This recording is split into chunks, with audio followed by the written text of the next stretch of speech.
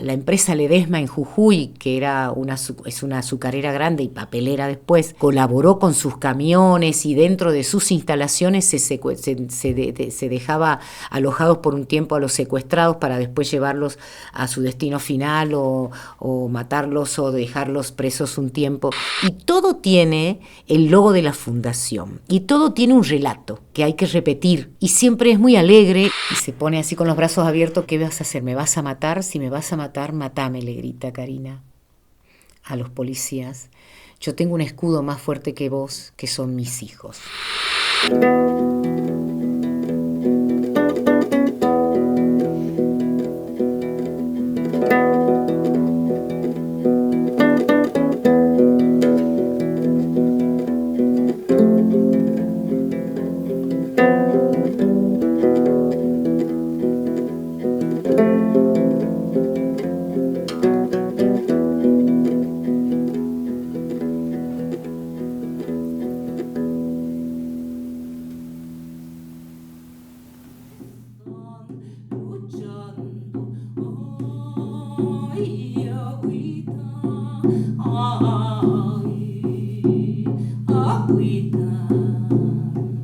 Agua que vienes derramando, desbordando las orillas, parece que estás llorando de tanto que la lastiman. Ay, agüita, ay, agüita. Reprimieron tanto ese día que fue una cacería humana, realmente le disparaban a la gente a mansalva, eso generó un odio muy grande. A las 3 de la tarde empezaron, la gente se volcó a las calles, acá al centro de Andalgalá, y el pueblo se levantó en contra de las fuerzas policiales que terminaron siendo vencidas. Las fuerzas policiales el 15 de febrero fueron vencidas. ¿Cómo fue eso? Porque los acorralaron a todos, los fueron llevando, la juventud que disparaban como liebres esa noche, porque la policía los perseguía tirándoles balas de goma, y los fueron llevando hasta un lugar y allá los esperaron y los hicieron percha a las fuerzas policiales. Hubo un caos enorme esa noche. Vi que se desmadró todo, salí a proteger a mi hijo de 16 años en ese momento, lo llevé a casa. Nosotros desde nuestra casa sentíamos las balas, hasta las 3, 4 de la mañana sentíamos los balazos. Gente detenida en el destacamento de Chaquiago y acá, todos pidiendo la liberación, hasta las madrugadas, todos afuera, todo exaltado. Fue una pueblada. ¿Cuánta gente? Todos. El pueblo estaba. Salía la gente de Huachachi caminando para la plaza, o sea, era imposible calcular. Será vencido, el pueblo unido jamás será vencido. El pueblo unido jamás será vencido. El pueblo unido. Y el día 16 de febrero, día de mi cumpleaños, llega una camioneta diciendo que habían desistido con el proyecto porque había salido una resolución del juez de Mina que decía: hasta tanto no se restablezca la paz social en Andalgalá, decidieron parar todo tipo de actividad minera en los nevados de la Conquija y el proyecto Agua Rica. Me pidieron que los acompañe hasta ya al pie de la montaña. Estaba la máquina que habían logrado hacer pasar a través de la fuerza policial y represión al pueblo. Y la bajamos ese día a la mañana. Mientras traíamos la máquina muy baja velocidad, porque son esas máquinas con oruga, el pueblo de Potrero, el distrito de Potrero aplaudía con mucha alegría verla bajar a la máquina, porque si hubiera vencido el poder y la empresa ese día, el 15 de febrero, nos hubieran vencido como pueblo, y hoy ya esa empresa estaría explotándose.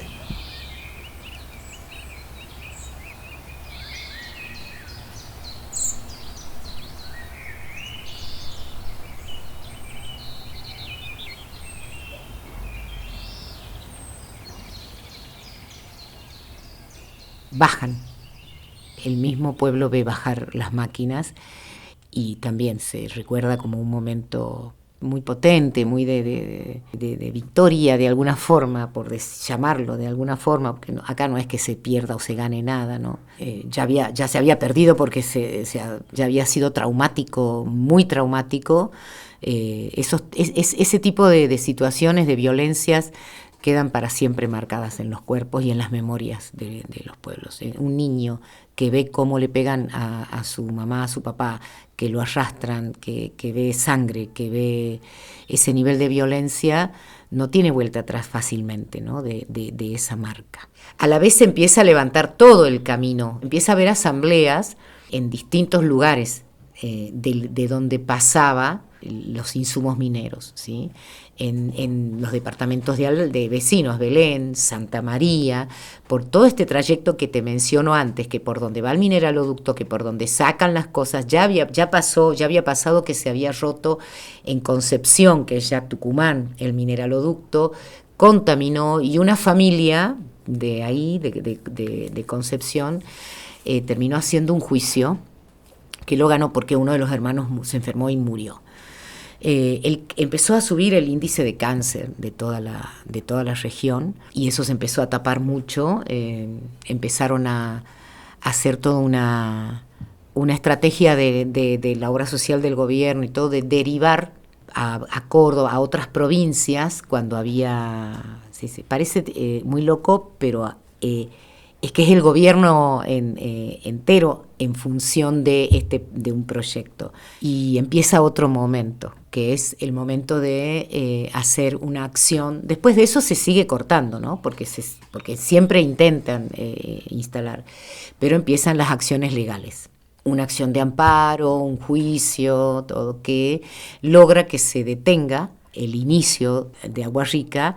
Hasta el día de hoy es ilegal todavía, aunque lo sigan intentando subir las máquinas y hayan logrado subirlas por otros lugares. Esas máquinas están ilegalmente trabajando. Y se tardó hasta el 2021 que finalmente suben las máquinas ilegalmente y se produce otra vez una situación de violencia muy fuerte. Pero antes de llegar a 2021, te quería preguntar, porque empezamos a hablar también un poco de dictaduras. Dijiste que la dictadura militar de los años 70, 80 fue la última, sin embargo ahora se habla de dictaduras mineras también, ¿no? Es otro tipo de dictaduras. Mencionaste un poco cómo el gobierno, bueno, en este caso, esconde los números de los casos de cáncer, derivando a la gente a otras provincias. Está la complicidad del Estado. Mi pregunta es, ¿cómo el Estado, en conjunto con la minera, entiendo, trata de presionar o seducir, convencer la población para instalar el proyecto? Primero, la minera lumbrera tenía un departamento, un área de relaciones con la comunidad, ¿sí? Entonces apoyaba proyectos productivos, mientras destruye, apoya por otro lado pequeños proyectos de producción, ¿sí? De granjas, eso era el principio. En las escuelas ni hablar, reparten desde un lapicito hasta cuadernos, hasta traer un profesional que dé una clase especial de tal cosa. O sea, Catamarca es una provincia con pocos habitantes, ¿sí? En relación a su extensión, por su geografía. El presupuesto anual de la minera superaba al presupuesto de la provincia, ¿sí? El presupuesto que maneja de ganancias, de todo. Las regalías mineras son muy, muy pequeñas, es un porcentaje, se sigue peleando la ley de regalías, después se reformó. Hablando de dictaduras, la ley de minería y todo el código de minería está todavía desde la época de la dictadura, ¿sí? No se derogó, se fue reformando. Ya eso nos habla de continuidades, ¿no? Porque una dictadura una dictadura cívico-militar, se impone solo para imponer una política económica, ¿sí? Digamos que los intereses en general, casi siempre, para imponer gobiernos autoritarios son económicos. Necesitan para aplicar ciertos planes económicos que van a hambrear al pueblo, necesitan reprimir, porque la gente se levanta. Eso es lo que va pasando históricamente en las dictaduras y lo que había pasado en la última.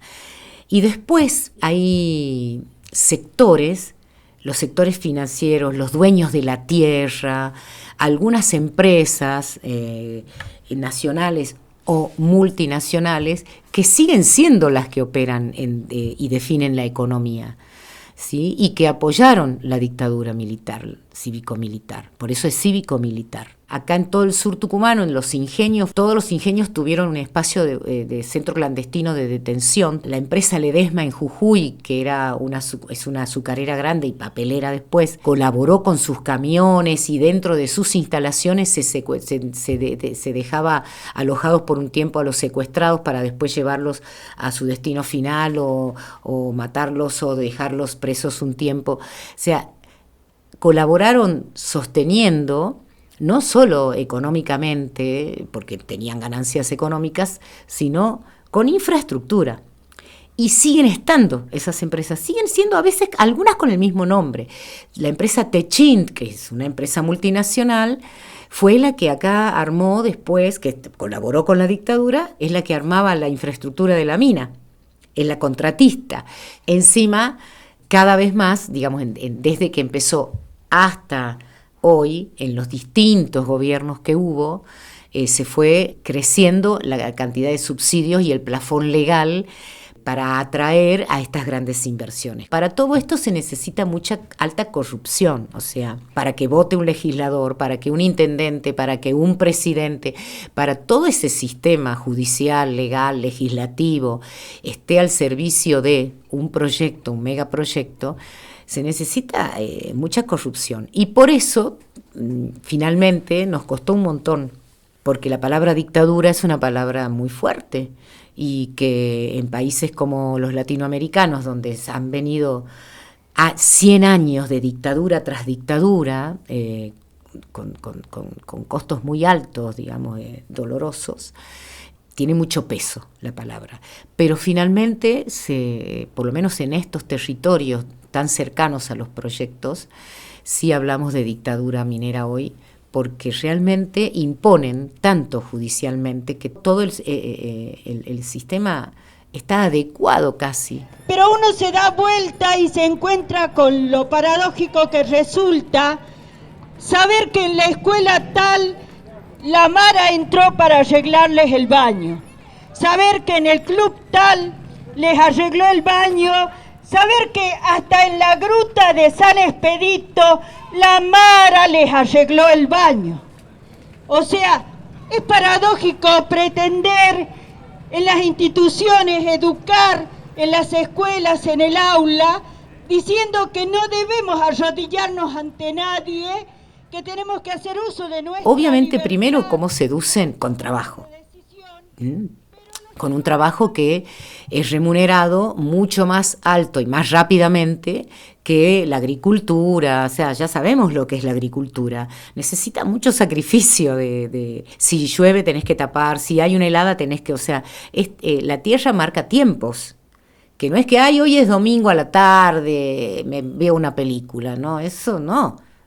O no existe domingo, lunes, existe, hay que regar, llueve, a tal hora viene el agua, está creciendo, no puedo dejar para después, porque el tomate crece, cae y el membrillo se madura. En cambio esto te contratan y vos empezás, a fin de mes ya cambió tu situación económica porque empezás a ganar de otra forma, etcétera. Empiezan a cambiar los planes educativos porque se empieza a programar el gobierno, el Ministerio de Educación, a programar carreras en función de lo que necesita todo el proyecto minero y extractivo. Entonces empieza a alejarse de lo que culturalmente, y no digo que haya que ser así como en el siglo pasado, seguir haciendo, no estamos diciendo eso. Pero sí que los procesos son más lentos, más vividos y decididos por las personas y no tanto de políticas de arriba para abajo. Las estrategias de estas empresas son las mismas a lo largo y a lo ancho del mundo. Siempre tratan de posicionarse, a financiar cuestiones que tiene que financiar un estado, un hospital, un arreglo de la escuela, cosas que tienen que hacer, en este caso, son responsabilidades de los estados provinciales. Cuando un estado provincial quiere que esté la minera, dice, no, yo no lo hago, pero llámalo a él que te lo va a hacer, y ese él puede ser la empresa minera. ¿Hace falta una escuela? Construimos una escuela. ¿Hace falta esto? Le ponemos al gobierno y condicionan. Las pautas publicitarias, o sea, los medios masivos de comunicación, empiezan a tener pauta publicitaria de las empresas y del gobierno, y entonces empiezan a estar muy condicionados en la información que dan, lo cual hace un cerco mediático para que la gente no tenga información sobre lo que pasa. Nosotros, para poder romper el cerco mediático, porque los poderes hegemónicos de difusión masiva en la provincia y a nivel nacional están pagados por estas multinacionales para no visibilizar esta problemática, construimos nuestra propia radio y llevamos campañas en forma permanente. Hoy en día ya se usa mucho en las redes sociales para seguir difundiendo la lucha. Por eso nosotros decimos que la batalla cultural del no a la mina la ganamos, porque antes era sí a la mina en la década del 90, hoy estamos en el 2024, 2025 y diciendo el pueblo, la mayoría del pueblo, el 80% del pueblo de Andalgalá dice no a la mina. Entonces nosotros hemos ganado una batalla cultural muy importante. Soy de la Robo y digo usted oyente que ya empezó el idilio entre usted y la 105.3.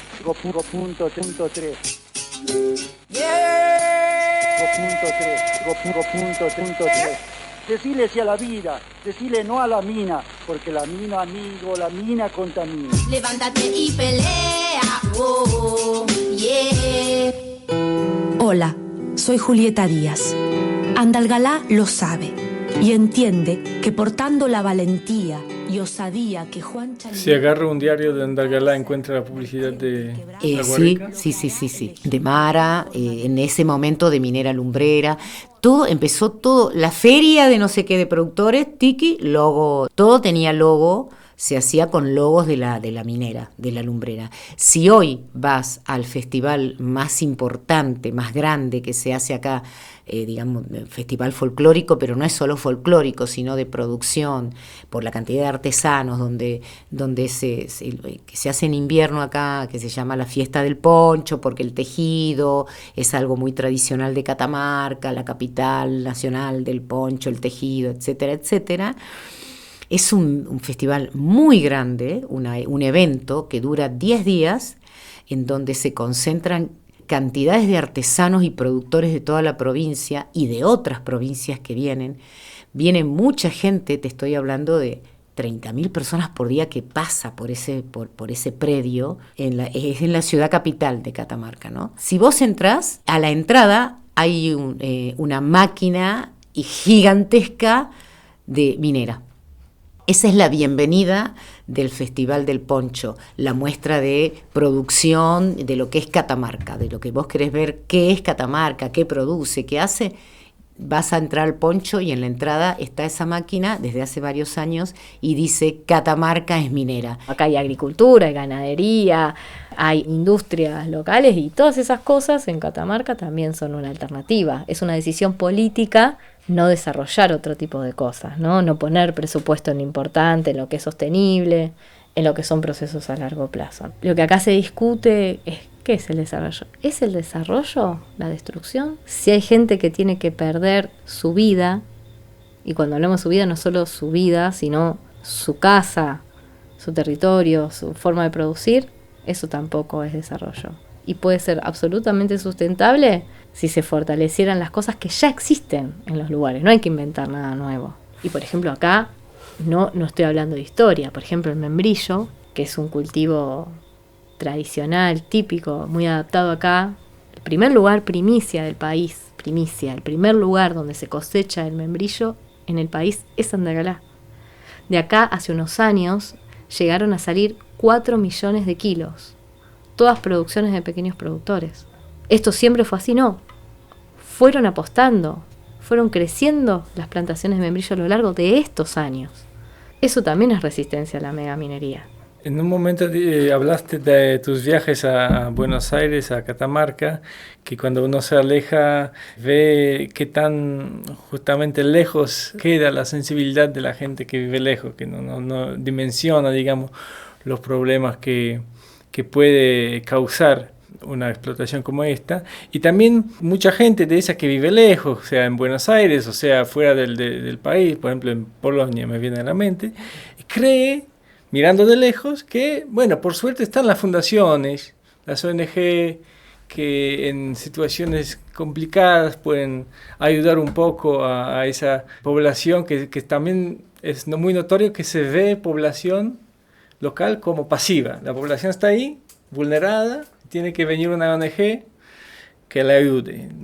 Aquí funciona una fundación que se llama Ecoconciencia. Ecoconciencia, hay otras fundaciones, Catamarca Joven, bueno, de Hugo Diamante, bueno, otros, pero la última, así como más conocida, es Ecoconciencia, aunque hay otras, que, claro, llegan con una pantalla de ecología, ¿sí? Es paradigmático porque justamente vienen como muy avaladas por la empresa y el gobierno, ¿no? Y te dan desde un taller de danzas hasta un programa de reforestación. Actúan mucho en la comunidad, generando espacios interesantes, que vos decís, bueno, a todos los jóvenes les gusta hacer ciertas cosas, ciertas danzas, música, bueno, hay un montón de áreas que abre, pero empieza. Si bien hay algunas ONGs que sí reciben dineros de agencias europeas para incentivar, y realmente trabajan con los campesinos, ¿no? Algunas inclusive articulan con movimientos campesinos o movimientos de asambleas. No es el caso de estas que son fundaciones, ¿no? ¿Qué es lo que una vez enseguida detecta? Lo primero que hacen es regalan, ¿sí?, remeritas, bueno, desde una remera hasta una computadora, y todo tiene el logo de la fundación y todo tiene un relato que hay que repetir, y siempre es muy alegre y siempre es muy... ¿Qué, por ejemplo? Como estamos promoviendo el vínculo de los jóvenes con el medio ambiente, entonces salen todos con remeritas a repartir plantitas en la plaza. Es todo muy alegre, y los jóvenes, aparte, los jóvenes, te estoy hablando casi adolescentes, o sea, chicos y chicas entre 12, 13, 14 años, 15, 16, una edad muy significativa donde van a empezar a hacer su idea de quiénes son, de qué quieren hacer en la vida, y siempre tienen hasta una estética, ¿no? Muy eso sí es una estética muy Walt Disney, ¿no? Yo romantizo un corte de ruta, ellos romantizan la ecología. Viene todo color verde y como un verde, sí, no tan flúor, un verde lindo, un verde que vos lo ligás con las hojas, acompañado de algunos colores. Parece una tontera, pero eso visualmente ya te genera. O sea, si vos ves a alguien con remeras que son verdes y tienen flores, vos automáticamente tu psiquis lo liga con la naturaleza, con la primavera, con algo que florece, no con destrucción, no con sequía, no con contaminación. En ese plano hacen acciones que impactan mucho, visibles, ¿sí? Con jóvenes o con mujeres, el rescate de la mujer y el rol de la mujer en la comunidad, entonces empoderar a cuestiones feministas, toman discursos que son sentidos. Eso por un lado a nivel vecinal, digamos, comunitario. Y en general son acciones que se ven en la plaza, en la escuela, visibles, que después salen en el diario, que después tienen revistas que publican y fragmentan mucho, ¿no? Están haciendo la recuperación de una vega que la minería del litio secó en Antofagasta, que, bueno, cualquiera que estudia 2 minutos de biología sabe que no se recupera con plantar, o sea, regando. Estamos hablando del desierto, ¿no? Uno de los desiertos una de las zonas más secas del mundo. Entonces no es que vos con una manguerita vas a de nuevo... Bueno, han cercado esa fundación y va con alumnos de las escuelas secundarias o de carreras que tienen que ver con la agricultura, a un cuadradito de 20 por 20 metros, que regar y llevar agua con mangueras, con esto, y va creciendo un pastito, algo verde, y sacan fotos y todo. Si vos agrandás, porque he estado, si vos agrandás la foto, ves que está todo seco alrededor, y la vega está negra, toda seca, ya no está más verde. Vegas son lugares donde se va formando un agua, no es un río, no llega a ser un río, pero hay una humedad donde sirve para que los animales tomen, los animales de la puna, y crezcan algunas especies, algo de pasto crece, La minería de litio en 20 años secó una minera, la minera Livent, que fue cambiando de nombre, porque también pasa eso, cuando se le hace una demanda judicial, cambian de nombre. Entonces, la demanda, esas son trampas legales, la demanda queda a la razón social anterior y la nueva razón social, el nuevo, como se han inscrito de nuevo con otros nombres, otra razón social, etcétera, etcétera, no asume el juicio. Entonces empiezan de nuevo. La minera al altiplano es la que secó y Livent, que es la misma, pero cambia de gerente, de razón social o de inversores, pero sigue el mismo proyecto. Ahora ya hay 6 emprendimientos.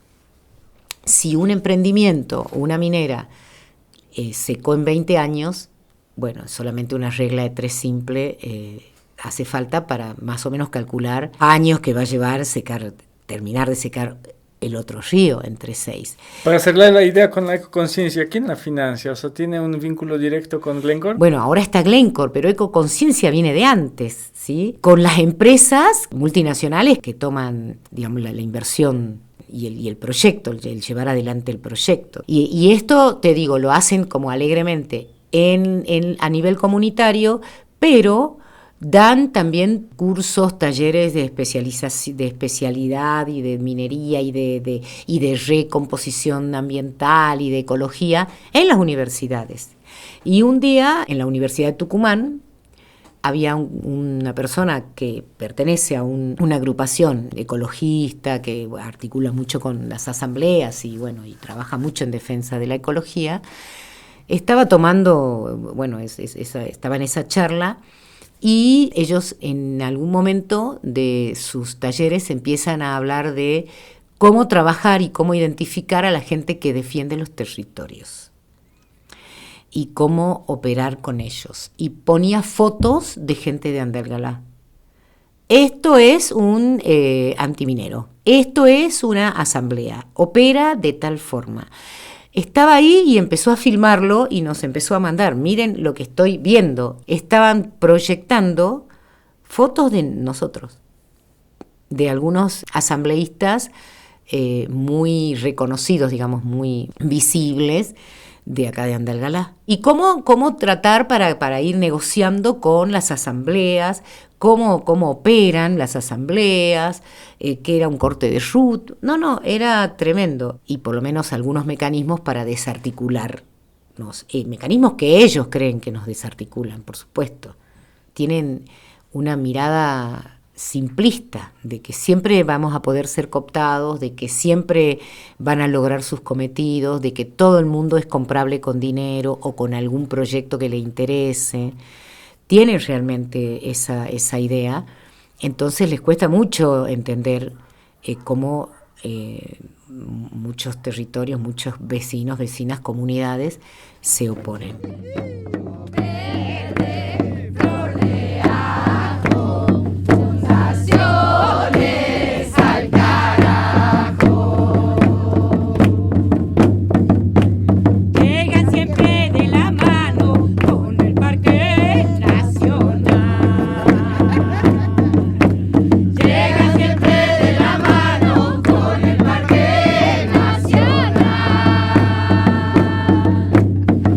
Llenan de papel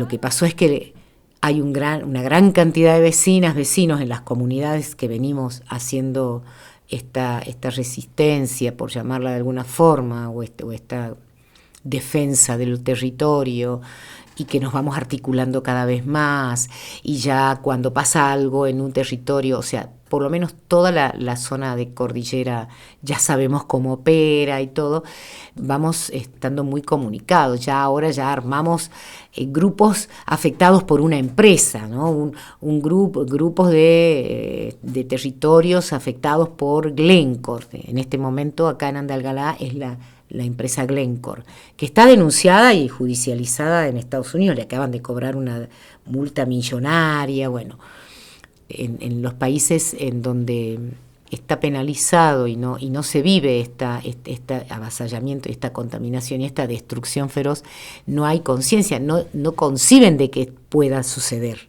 En 2001, el orden institucional del país se caía a pedazos y la minera seguía trabajando, y en 2021 el mundo estaba parado por una pandemia y la minera decidió subir máquinas. Exacto. Se declaró acá algunas actividades esenciales. La agricultura, la actividad del campo, la que sostiene la alimentación, los hospitales, bueno. Y la minería fue declarada actividad esencial. Entonces siguió funcionando, ¿sí? Aparte de que hubo muchos casos de mucho descuido, ¿sí? Hacia los trabajadores que se contagiaban y que no avisaban, las empresas lo cercaban a la información, los trasladaban enseguida a la ciudad. Digo, hubo muchos casos de contagios y graves, ¿no? Inclusive muertes que sucedían por la falta de cuidado de las empresas, que le importa muy poco a sus trabajadores porque los puedes reemplazar rápidamente. Entonces, eso fue una, que ya es grave.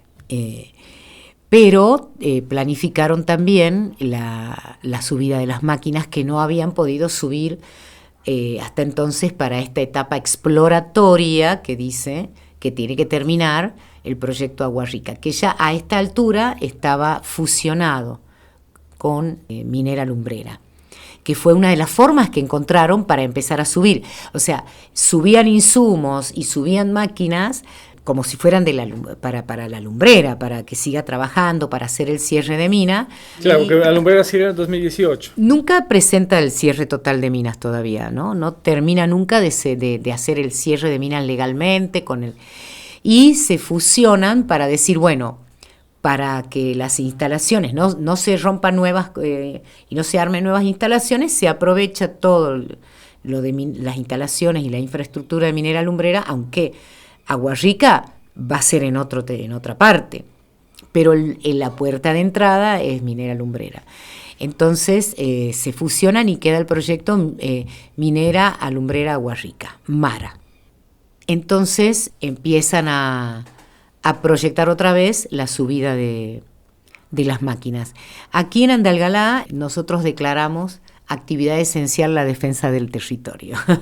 En la conquija, qué lindo está, y si lo tocan, qué quilombo se va a armar. Ole, ole, ole, hola, ole, ole, ole, hola, en la conquija, qué lindo está, y si lo tocan, qué quilombo se va. Acá se hace desde la represión del 15 de febrero de 2010, se empezó a caminar todos los sábados alrededor de la plaza, como símbolo de que si quieren hacer una excavación y quieren convertirla en un agujero, no van a poder porque nosotros vamos a caminar y vamos a defender. Bueno, Catamarca estaba bastante cuidada y el primer caso de COVID viene por un camión que traía insumos mineros, sí.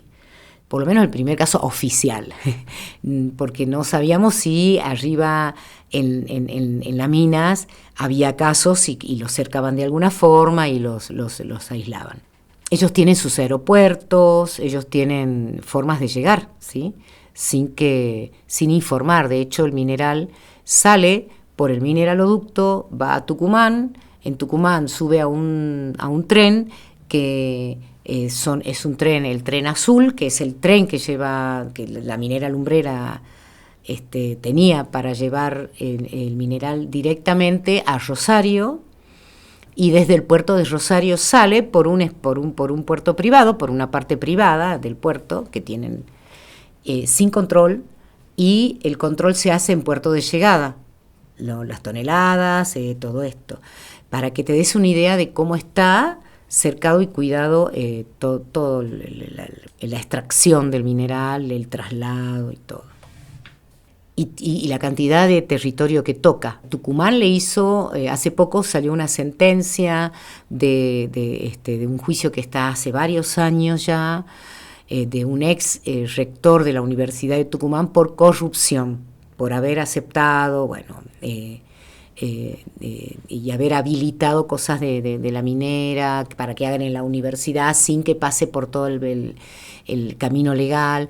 Mirá hasta dónde llegan, digo, ¿no? Porque no es solamente, por eso digo que no, es todo un entramado mucho más grande. Y esto que te decía de viajar y tomar distancia y volver, se da cuenta como la fragmentación es una herramienta, es el éxito de este sistema, ¿no? Fragmentar, esto pasa acá y yo lo sé acá, después 100 kilómetros más para allá no sé, y fragmentar por los medios de comunicación, no comunicar mal, hacer relato, hace que se debilite mucho y que las empresas, pasen como pasó en la pandemia, que circulaban libremente. Y avanzaron muchos proyectos en ese momento. Entonces intentaron subir de nuevo las máquinas. Acá nos separó, en estos sábados que yo te comentaba, vuelvo ahí a eso, las caminatas de todos los sábados, que son las caminatas por la vida que se hacen en Andalgalá y que las hace el pueblo, ¿no? Las asambleas participan, pero participa mucha gente que no integra asambleas, no lo maneja ningún partido político, no vas a ver nunca una bandera de ningún partido. Hay un micrófono abierto, había momentos, te estoy hablando 2012, todo el posterior al 2010 y todo el armado de las asambleas, los cortes de ruta, cuando empieza a dimensionarse lo que era y a decir no vamos a dejar que se haga, suba las máquinas y empiece un nuevo proyecto que es más grande todavía y está sobre la naciente de nuestro río y en nuestros glaciares. La plaza era todos los sábados un lugar donde se informaba, se armaba una pantalla, se leían informes, venía gente y hablaba, venían los ingenieros o venían de otros pueblos. Cuando fue lo de Famatina hubo mucho ir y volver. El cura de Famatina venía acá y hablaba en nuestro mástil. Digo, eso fue y nunca se dejó de caminar, ni en la pandemia, iban 1, 2, 3 o 10, estaban tomando distancia y se paraban en la plaza, se caminaba con los autos, se iba con autos, que los autos sí podían circular, se cambiaba el horario, como se podía circular hasta las 20 horas, se hacía dentro de ese horario. Siempre en la comunidad se las arregló para que nunca hubiera un sábado que no se hizo presencia. Bueno, otra caminata más, otro sábado aquí presentes, diciendo que Andalgalá no le da licencia social a Mara y su proyecto de saqueo. Recuerden, vecinas, vecinos. La información circulaba y se veía que empezó a haber más policía, que empezaron a militarizar el pueblo, que empezó a venir mucha policía a controlar. Se empezó a notar que iba a pasar algo, porque también esto de articular con las distintas asambleas, cuando pasan las máquinas por Belén, se comunican con las asambleas de allá, dicen, están pasando las máquinas y están yendo para Andalgalá. O sea, esto ya lo tenemos, esto ya está instalado. Aunque no haya una asamblea funcionando en Santa María, cortando ruta, hay vecinos que ven pasar una máquina y lo informan.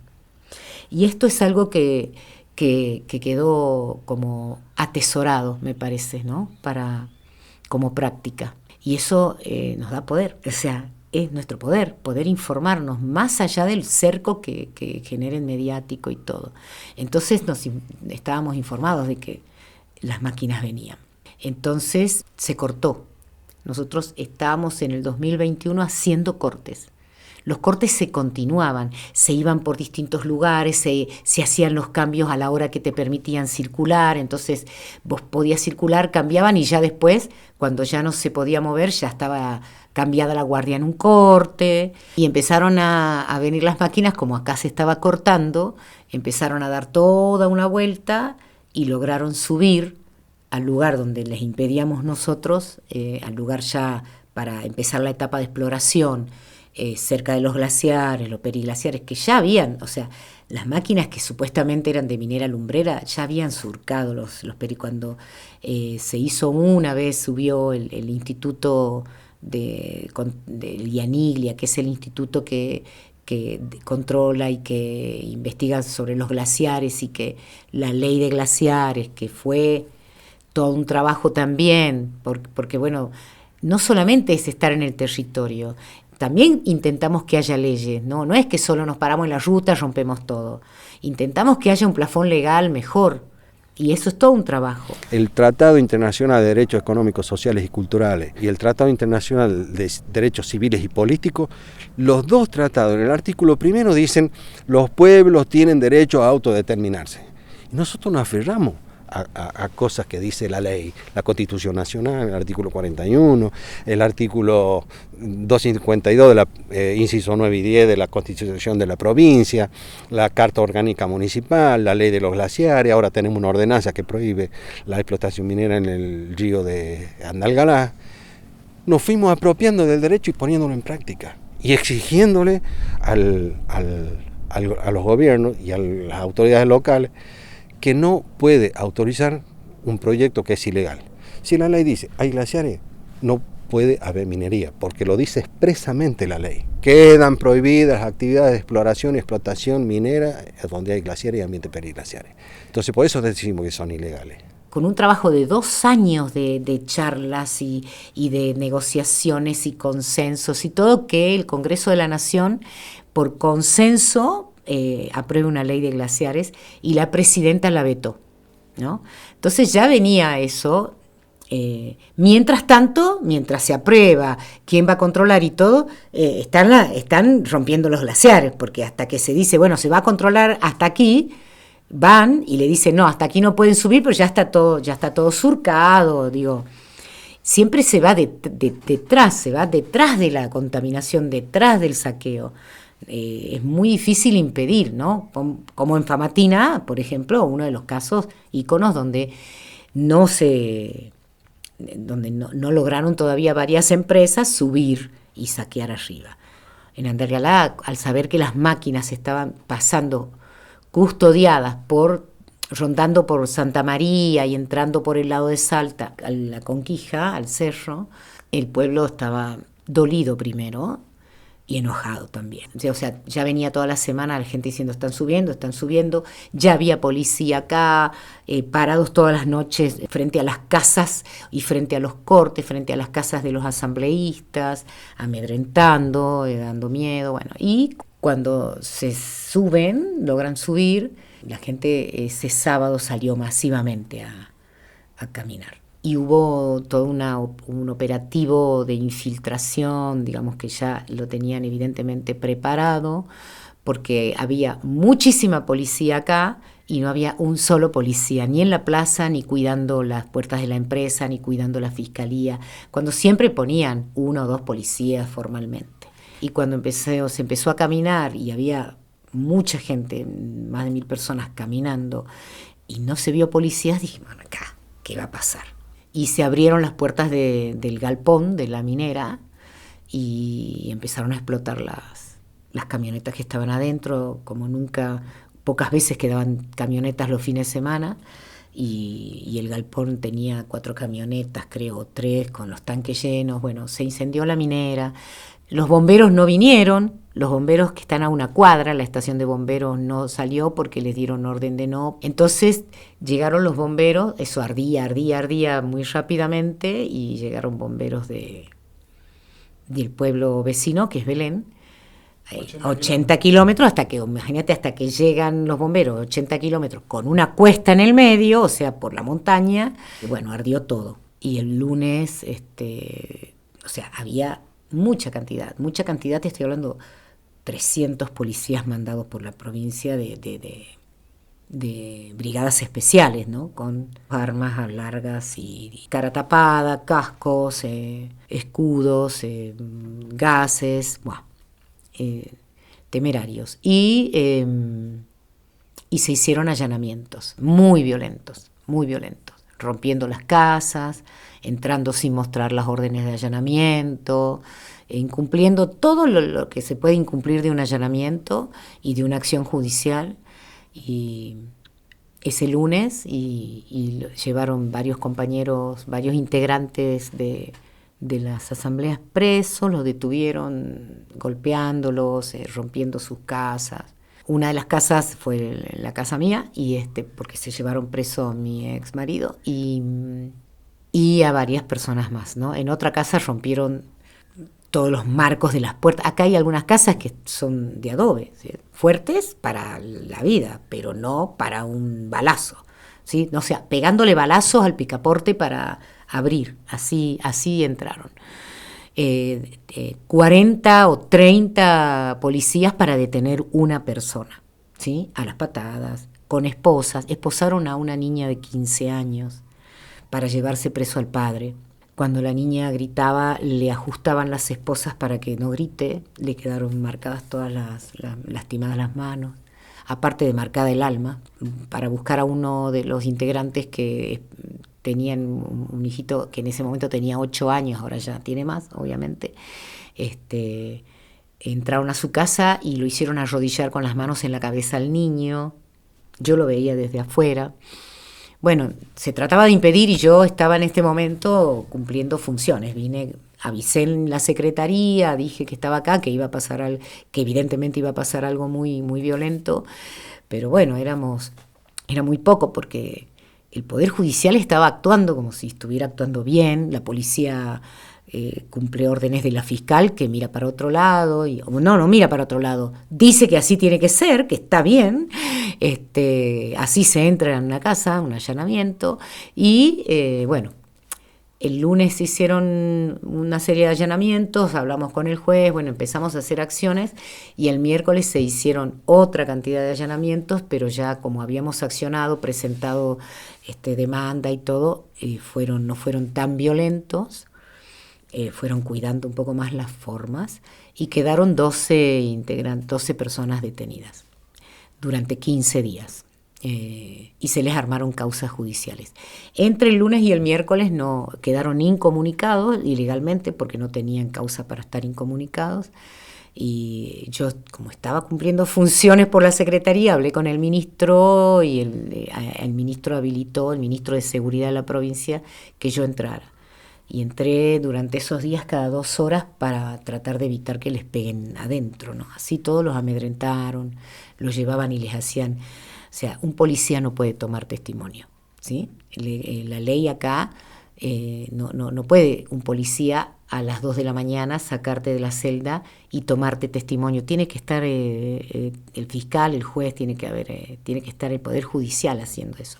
Por más que sea policía, en ese momento actuando como auxiliar. Bueno, amedrentaron así, llevándolos de a uno a una oficina. A uno de las personas le mostraron videos, le hablaron de sus hijas, bueno. ¿Videos de qué videos? Videos de las marchas, de las caminatas, mirá, vos caminás, vos vas, o sea, amedrentaron como en las mejores épocas de la dictadura. Entonces había que estar todo el tiempo, por lo menos visitando, yendo y decir, hola, ¿cómo están? Quiero verlos, hola, ¿cómo están? Quiero verlos, así, ¿qué necesitan? Hasta el miércoles, esos 3 días que les pusieron una causa, le caratularon sus detenciones, y pudo entrar el abogado de la asamblea y ya la familia y todo. Y así todo estuvieron 15 días y le iniciaron causas. Y las máquinas subieron. Entonces ahora Desde ese entonces las máquinas están en el cerro, rompiendo las nacientes del río Choya, por ejemplo. La gente de Choya salió, subió la montaña y hizo un acampe allá arriba de la montaña, a 3.100 metros de altura, no dejándolos pasar porque justamente por la ilegalidad del proyecto. Entonces vino de nuevo la policía a reprimir. Don Barrio Nuevo es fiel testigo de eso, y reprimieron mucho en favor de la empresa. Reprimían, dejaban pasar los tanques con combustible para que funcionen las perforadoras y volvían. Todos los jueves había una represión. Cuando la empresa presenta el nuevo proyecto de Agua Rica, la escombrera, que sería donde van a tirar todo el relave minero y el basurero, digamos, gigante que ellos van a hacer, está sobre Choya, un poco más arriba que Choya, al lado del río Choya, que es el río que provee de agua a ese distrito. Casi un año después, en Choya empieza a haber malestar, se empiezan a enfermar los chicos, los niños, que en general son los más vulnerables, de la panza. También las cabras empiezan a notar los productores que hay algo. Entonces dejan de ir a la escuela los chicos de la primaria y suspenden las clases porque iban muy pocos niños. La gente, los vecinos dicen, es el agua.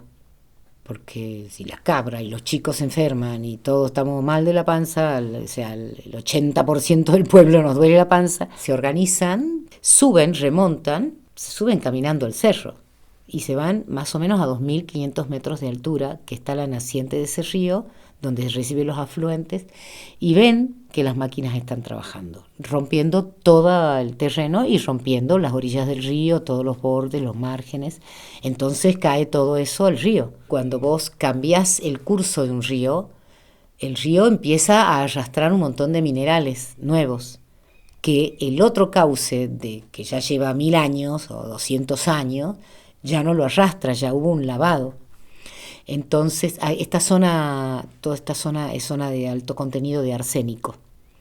Entonces el río empieza, cuando rompes un poco, empieza a arrastrar más minerales, metales pesados, arsénico. Y entonces, evidentemente, eso estaba pasando. Cuando descubren eso, bueno, se arma gran revuelo, se indignan y aparte de que hacemos denuncia, demanda y todo, los pobladores, los vecinos de Choya, empiezan a subir a decir, a cortar, a que paren las máquinas de trabajar.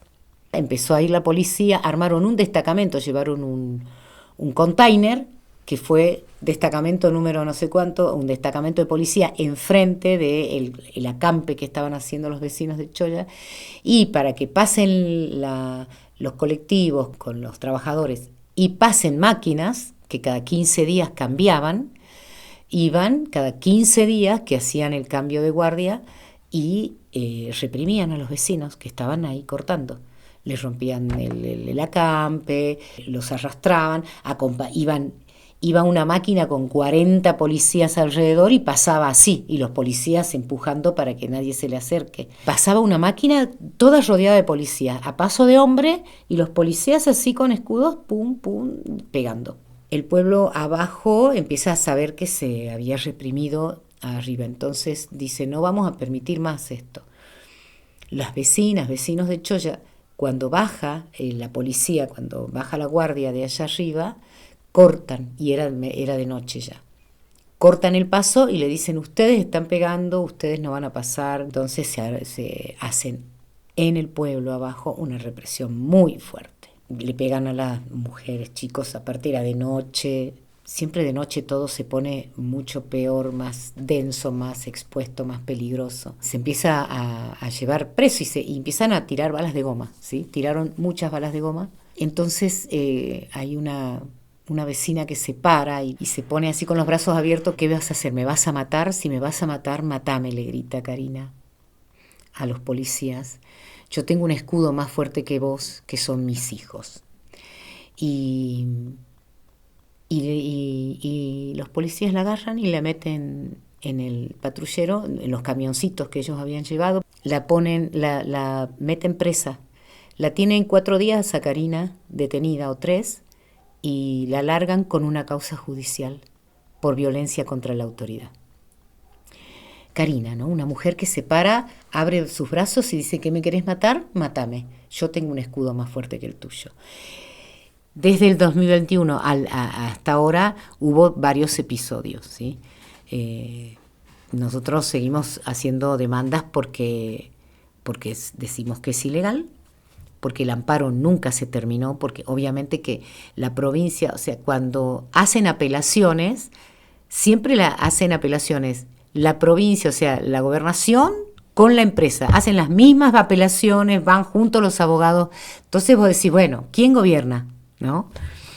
Y bueno, eso, están siempre haciendo apelación. Andalgalá tiene una ordenanza que se aprobó en el 2016 por unanimidad, o sea, los distintos concejales de distintos partidos, todos votaron juntos una ordenanza que impide el uso de cianuro y la megaminería en las nacientes del río Andalgalá. El gobierno de la provincia y la empresa minera le hicieron una demanda por inconstitucional. Le dieron la razón la justicia provincial. La MUNI apeló, la municipalidad apeló diciendo, y el consejo diciendo que no, dando las razones por las que no, y están en esa. Apelaciones, tires y aflojos, no está terminado todavía. Mientras tanto, se supone que técnicamente no se puede avanzar hasta que no se da un último veredicto. Un amparo es una medida cautelar, todo se tiene que parar. Pues eso sigue y la justicia no solo lo permite, sino que habilita y nos judicializa a nosotros y nos ponemos en contra. Después de 6 años de hacer el amparo, cuando suben las máquinas, la justicia federal le da la razón, hace valer las razones de los asambleístas y le ordena a la justicia provincial que saque esas autorizaciones. La justicia provincial no acciona. En este momento ya pasaron todas las instancias y las causas judiciales iniciadas algunas iniciadas hace años, en 10, 12 años, 13 años por la Asamblea, ya están en una instancia internacional, porque vos no podés hacer denuncias internacionales si no no agotaste todas las instancias. Bueno, ya en este momento, después de 10 años, hay una denuncia ante la Corte Interamericana que ya está teniendo curso. Así que ya sabemos quiénes son estas empresas.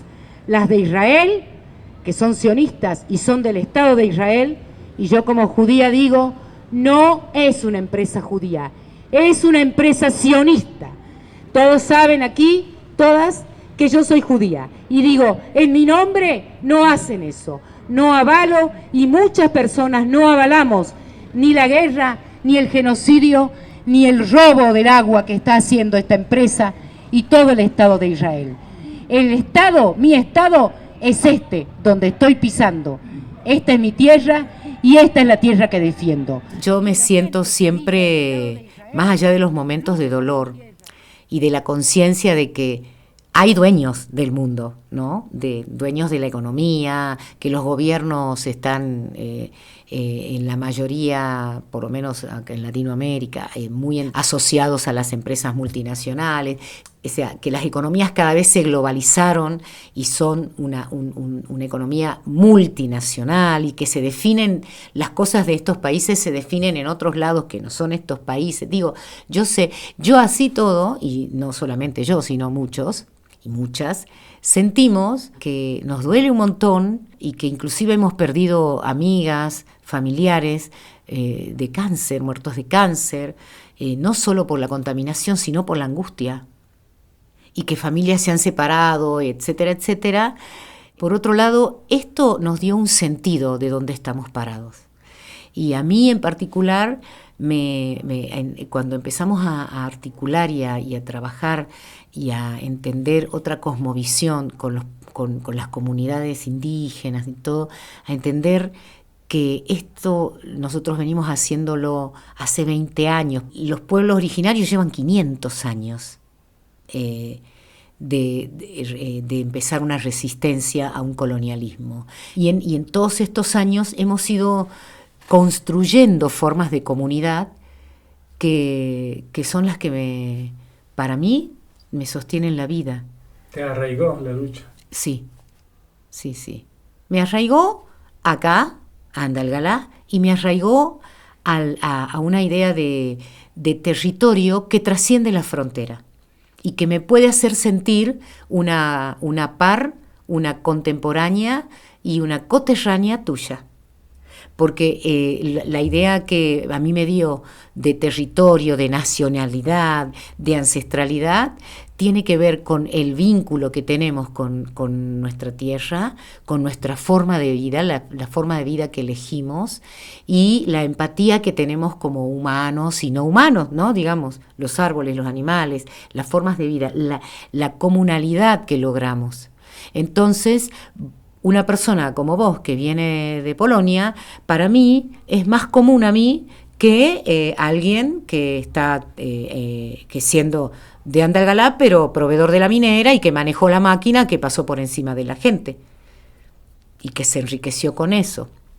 No digo que yo quiero que no quiero la vida de esa persona, pero no es mi par en este momento. Y sí es mi común.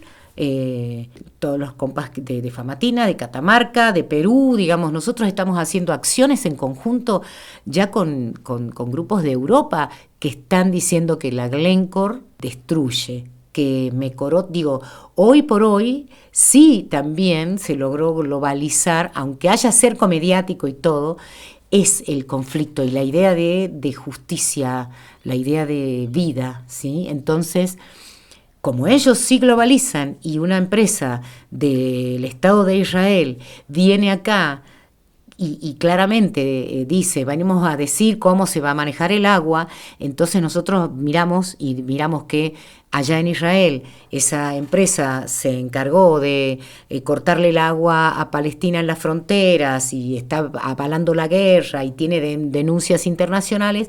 Nosotros nos empezamos a dar cuenta que no queremos esta empresa acá y que no queremos la guerra y somos pares con ellos. Y si nosotros paramos la extracción del mineral que va a la industria armamentista, estamos juntos con los que están muriendo ahora bombardeados por esas bombas hechas con estos minerales. Digo, a mí me dio una idea de vida mucho más amplia, me arraiga acá, pero me hace sentir más humana, más vital y más hermana de mucha gente que antes no lo sentía. Y en la Conquija no se toca. Y en la Conquija no se toca y que bajen las máquinas del cerro. Muchas gracias. No, gracias a vos. Bueno, y ahora vamos a caminar. ¿Qué les parece? Antes que caminemos, ponemos a consideración si el sábado próximo, que aparte el sábado próximo va a ser una jornada internacional, una jornada global, justo el sábado va a ser una jornada global contra la Glencore. Así que en la caminata, si podemos hacer carteles y traer, como hacemos cuando hay una temática específica, que serán bienvenidos. Acá hay algunos que quedaron de la jornada anterior, pero bueno, vamos a hablar específicamente de lo que es la Glencore. Y estábamos diciendo si les parecía que vengamos a las 6 de la tarde, así vamos haciendo un poquito más, porque está caluroso ya llegó la primavera. ¿Sí? Bueno, sí, consensuado, sí, todo remate, vamos a caminar. Esta fue la segunda parte de la crónica sonora No se callan, supervecinos y megamineras en Andalgalá. Hemos hablado con Ana Radusky, Melina Sochi y Sergio Martínez, quienes defienden el agua y los glaciares del Cerro Aconquija. Los invitamos a dejar sus comentarios y sus preguntas, compartir el material con sus pares, como lo diría Ana, y también a conocer otras historias publicadas en el podcast Radio Escuchante. Para quienes quieran apoyar económicamente nuestros trabajos, está la cuenta denominada Cine y Radio Escuchante en la plataforma Patreon, en donde pueden dejar sus aportes. Muchísimas gracias. Nos escuchamos en el próximo capítulo, en el cual exploraremos los nuevos caminos de la migración venezolana.